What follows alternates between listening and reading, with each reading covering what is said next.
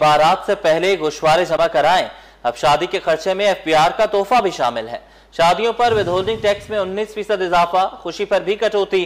साल पर 2025 में शादियों से 2 अरब 2 करोड़ रुपए विदहोल्डिंग टैक्स जमा हुआ। फाइलर्स पर 10%, नॉन फाइलर्स पर सीधा 20% टैक्स। कानून के तहत शादी हॉल्स, मार्कीज, होटलों से टैक्स वसूली जारी है। अशरफ खान की रिपोर्ट।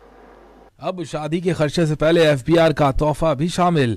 बारात से पहले इनकम टैक्स गोशवारे जमा कराएं और सहूलत लें।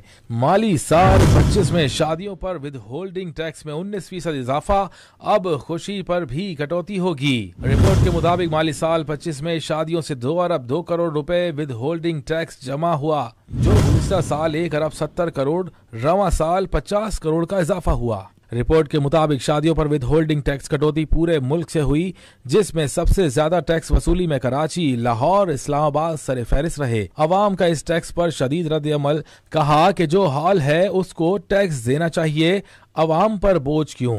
शादी हाल मालकान में लगने से अवाम का तो फायदा नहीं है। अगर एक बंदा 20,000 कमा रहा है तो हिसाब लगा लो ना कि वो टैक्स अगर उसको पे कर रहा है। 1 लाख रुपए में हम शादी करें मिसाल तो 20,000 हम हुकूमत को किस चीज़ के दे दें? हमारा तो उसका पता, फिर हमारी शादी हम ही हुकूमत को क्यों दें? तो वो तो शादी हाल से मालकान से वसूल करना चाहिए ना, तो इससे अवाम को तो इनको चाहिए रिलैक्स। पहले भी अवाम पिसे हुए हैं, अवाम को तो कोई रिलीफ मिलने का दूर दूर तक कोई चांस ही नहीं है। हुकूमत ने टैक्स लगा दिया शादी हाल पे भी, क्या हम अपने बच्चों की शादी भी नहीं करें? हमारा यही मुतालबा है कि शादी हॉल्स पर टैक्स लगाना बंद करें, क्योंकि शादी को जितना हो सके निकाह को आसान किया जाए, हमारा मानना यही है। महंगी तकरीबात और सख्त निगरानी से टैक्स आमदन में नुमाया इजाफा हुआ। फाइनेंस एक्ट के तहत शादियों पर विद होल्डिंग टैक्स फाइलर्स पर 10%, नॉन फाइलर्स पर सीधा 20% टैक्स आयद है। खाना, सजावट, खिदमात समेत तमाम अखराजात पर टैक्स कटौती है। FBR के मुताबिक टैक्स फाइलर्स के लिए एडजस्टमेंट की सहूलत दस्तियाब है।